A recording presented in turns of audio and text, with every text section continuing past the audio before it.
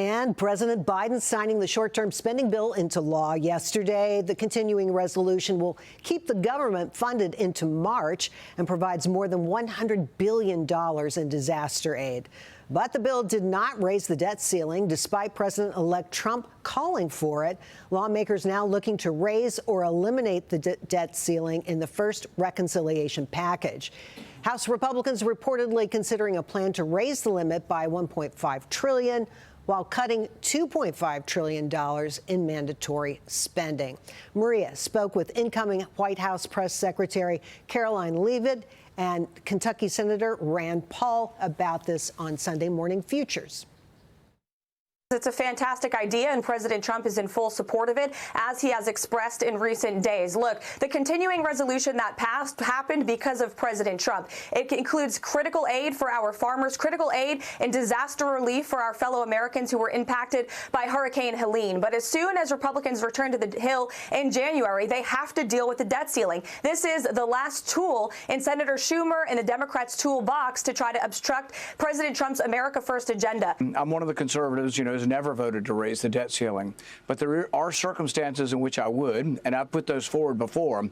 I have a plan to balance the budget in 5 years. If we had a speaker with a spine who put forward a budget and a plan to cut spending over a 5-year period to balance the budget, I'll vote to raise the debt ceiling, because you still have to add debt during that 5 years. Texas Congresswoman Beth Van Dyke joining the program earlier, suggesting tax cuts will be included in the first reconciliation package. Watch. I don't think that we've actually seen 2 reconciliation packages in decades being able to be passed by the House. I think you've got very narrow majority. If those provisions are not extended, nearly 90% of all taxpayers in America are going to face some of the largest tax hikes that we've ever seen in our American history. And I think as a result, we need to prioritize a tax package and get it done earlier in the year rather than later. Joining me now is Wisconsin Congressman Tom Tiffany. He is a member of the House Judiciary and Republican Study Committee. Congressman, do you think raising the debt ceiling and tax cuts should be in next year's first reconciliation package? I take a little different approach than that. I think we need to get the border security bill done first. It is going to be difficult to get it passed. It needs to be done immediately. And if you listen to President Trump over the last couple of weeks, I believe he has said that, of all the things that ail America, and we know what they are: weak foreign policy, illegal immigration, our country being invaded, the high cost of living. But the most important thing is you're not a country if you don't have a border. So I agree with President Trump. I think that's number one. That's what we should deal with right out of the box. Great deal of respect for my colleague, Representative Van Dyke, but I do think we can do 2 reconciliation packages, and I think we need to do the border security one first. Well, Congressman, you were one of 34 House Republicans who voted against the continuing resolution. Some lawmakers now want to remove House Speaker Mike Johnson from his speakership role, including Kentucky Senator Rand Paul, who told Maria Johnson should lose the job. Congressman, explain why you voted against the continuing resolution, and do you think the House needs new leadership? The $100 billion that was in that package, and it is correct, we needed aid for these hurricane victims. We need aid for our farmers. I agree with that, but you got to pay for it. I mean, what have we spent, like $5–6 trillion over the last few years that has led to this high cost of living. If we are going to get control of inflation, we have to control spending in Washington, D.C. There's a couple things that are going to bring inflation down. One, bring energy costs down. President Trump has talked about it. But it is also the excessive spending that has led to inflation. So we have to bring it down, and we have to get to that sooner rather than later. Well, President-elect, you mentioned it before. You mentioned the border. You think that should be the highest priority. Trump laying out his deportation plans yesterday. Watch. On my first day back in the Oval Office, I will sign a historic slate of executive orders to close our border to illegal aliens and stop the invasion of our country.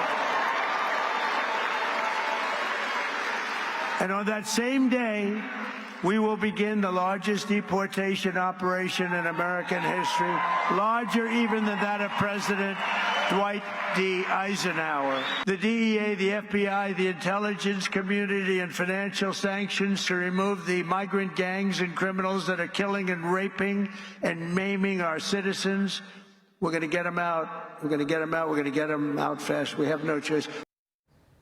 No choice. You mentioned this at the top. I know you met with incoming border czar Tom Homan at a border security caucus meeting last week. Tell us, what did Homan tell you, and how much money do you think this operation will cost the American taxpayer?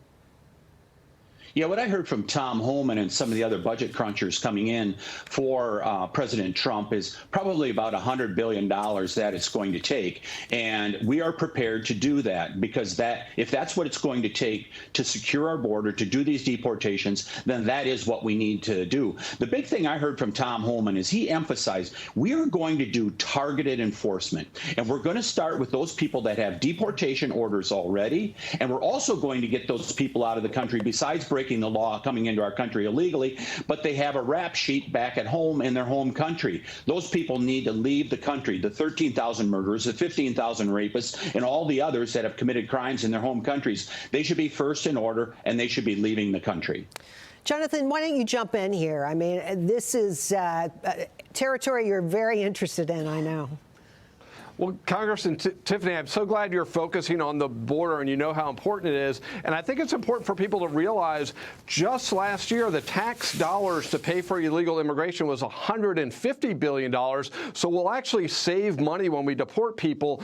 But my question for you is specifically on sanctuary cities, because we know a lot of what's going on with the Biden administration has been incentivizing people to come here illegally. In particular, these sanctuary cities have done even more of that. What can Congress do to either punish sanctuary cities or incentivize them to cooperate with ICE to at very least get the criminals out of this country, which is hard to believe that this is even an issue, but they want to keep criminals in the country. But specifically, is there anything Congress can do to make them cooperate? Yeah, it's a great question, Jonathan. These big cities, they're always coming on bended knee to the federal government, right? Asking for more money. They get a significant amount of federal aid. We can withhold federal aid, and we should withhold federal aid when a community that is a sanctuary community does not participate. For example, our governor in Wisconsin, he said it's crazy talk to be able to deport people.